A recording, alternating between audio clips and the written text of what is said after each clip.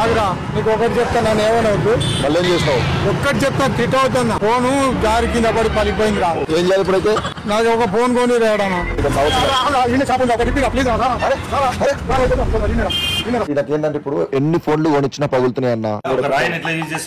అట్లాంటి ఫోన్ కావాలి. నేను అన్నక ఆ మాట చెప్పగానే ఒక ఫోన్ తీసుకున్నాడు, తీసుకొని ఇట్లా దమ్మున కింద ఎత్తేసిండు. నాకు మస్తు భయం అయింది ఏమైనా అయిందా అని చెప్పేసి ఎమ్మటే ఫోన్ తీసి చూసిన, అసలు ఏం కొంచెం కూడా ఏం కాలే. అసలు ఏం ఫోన్ అని చెప్పి నేను అన్నాను అడిగినప్పుడు ఒప్పోలో కొత్త మోడల్ వచ్చిందంట F29 అని చెప్పి. అంతేకాకుండా ఇప్పుడు ఈ ఫోన్ తో మేము ఏమేం చేస్తామో మొత్తం చూడండి.